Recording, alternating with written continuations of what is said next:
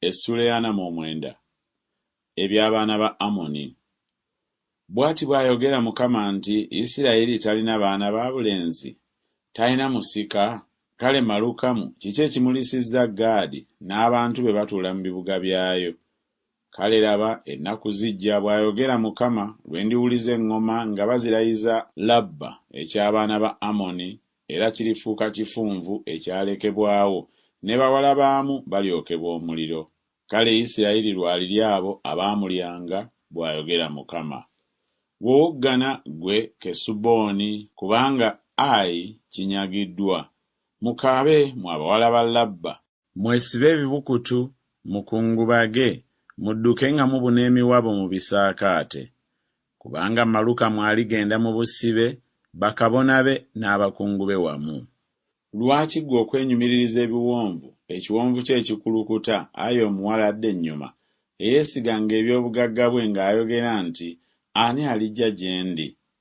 Laba, ndikuleetako entiisa, bw'ayogera Mukama, Mukama w'eggye, okuva eri abo bonna abakwetoolodde, era muligobebwamu buli muntu okuviiramu ddala, so tewaliba wa kuluŋŋamya oyo awaba. Naye oluvannyuma ndikomyawo obusibe bw'abaana ba Amoni, bw'ayogera Mukama. Ebya Edomu. Bw'ati bw'ayogera Mukama w'eggye nti, amagezi tegakyali mu Temani? Okuteesa kubuze abakabakaba? Amagezi gaabwe gagenze?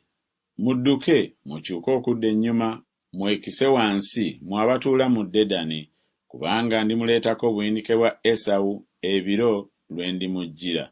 Abanozi b'ezabbibu singa bazze gy'oli, tebandirese zabbibu ezimu ez'okwerebwa?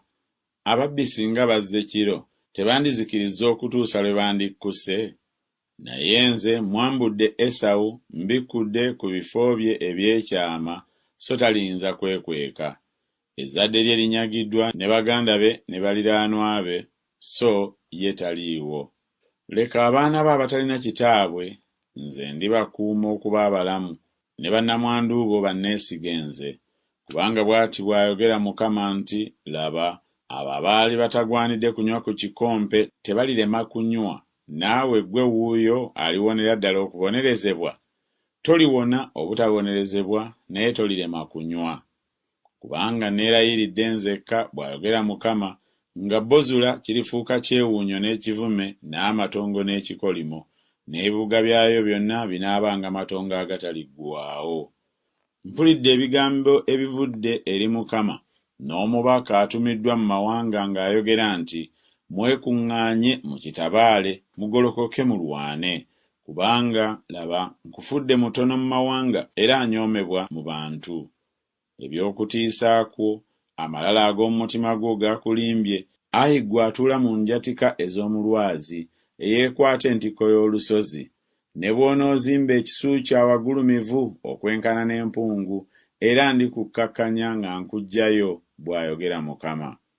Kale Edomu alifuuka kyewuunyo, buli anaayitanga waneewuunyanga, era anaasoozanga ebibonoobono byonna ebyayo.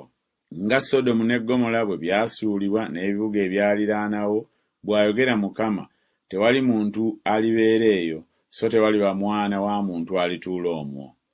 Laba alyambuka ng'empologoma eva mu malala ga Yoludaani okulumba ekifo eky'okubeeramu eky'amaanyi, naye ndikimuddusa mangu ago, era buli alirondebwa oyo gwe ndikuza ku kyo. Kubanga ani afaanana nze, era ani ananteekerawo ekiseera, era musumba aluwa anaayimirira mu maaso gange? Kale muwulire okuteesa kwa Mukama kwateesezza eri Edomu, n'ebyo by'amaliridde eri abo abatuula mu Temani. Mazima balibakulula, era n'abaana abato ab'omu kisibo. Mazima alizisa ekifo kye babeeramu wamu nabo.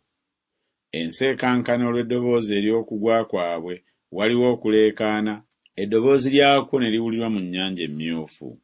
Laba alirinnya n'abuuka ng'empungu, n'ayanjuluza ebiwaawaatiro bye okulwanyisa Bozula, n'omutima gw'abasajja ab'amaanyi aba Edomu ku lunaku luli guliba ng'omutima ogw'omukazi alumwa okuzaala. Eby'e Damasiko. Kamasi akwatiddwa ensonyi ne Alupadi, kubanga bawulidde ebigambo ebibi, basaanuuse. Ku nnyanja kuliko obuyinike, teyinza kuteeka. Damasiko ayongobedde, akyuka okudduka n'okukankana kumukutte, obalagaze n'obuyinike bumunywezezza ng'omukazi alumwa okuzaala.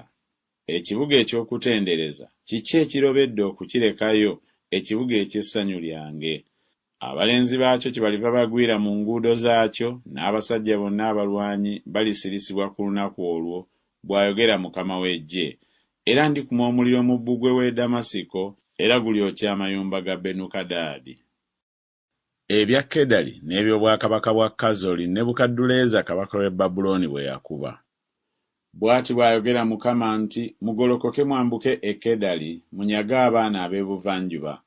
Eweema zaabwe n'embuzi zaabwe balizitwala, balyetwalira bo bennyini amagigi gaabwe n'ebintu byabwe byonna n'eŋŋamira zaabwe, era balibalangira nti entiisa eri ku njuyi zonna.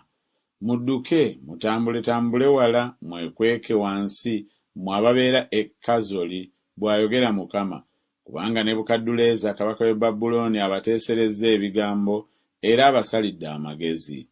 Mugolokoke mwambuke eri eggwanga eryegolola, eribeerera awo nga lisiita, bw'ayogera Mukama, abatalina nzigi newaakubadde ebisiba, abatuula bokka. N'eŋŋamira zaabwe ziriba munyago, n'olufulube lw'ensolo zaabwe luliba lwa kugereka, era ndisaasaanyiza awali empewo zonna abo abamu oluge, era ndireeta obuyinike bwabwe okubafulumya enjuyi zonna, bw'ayogera Mukama. Era Kazoli kinaabanga kifo kya bibe eky'okubeerangamu, matongo ag'olubeerera, tewaabenga muntu alibeera eyo, so tewaabenga mwana wa muntu alituula omwo. Ekigambo kya Mukama ekyajjira Yeremiya nnabbi ekya Eramu, Zeddekiya kabaka wa Yuda nga kyajja ali obwakabaka nga kyogera nti, bw'ati bw'ayogera Mukama w'Eggye nti, laba, ndimenya omutego gwa Eramu bwe bwesiga obw'amaanyi gaabwe, era ndireeta ku Eramu empewo ennya okuva mu njuyi zonna ez'eggulu, era ndibasaasaanyiza eri empewo ezo zonna, so tewaliba ggwanga abagobebwa aba Eramu gye batalituuka. Era nditiisa Eramu mu maaso g'abalabe baabwe ne mu maaso g'abo abanoonya obulamu bwabwe, era ndibaleetako obubi ekiruyi kyange, bw'ayogera Mukama, era ndisindika ekitala okubagoberera okutuusa lwe ndibamalawo, era nditeeka entebe yange mu Eramu, ne mmalamu omwo kabaka n'abakungu, bw'ayogera Mukama. Naye olulituuka mu nnaku ez'oluvannyuma ndikomyawo nate obusibe bwa Edomu, bw'ayogera Mukama.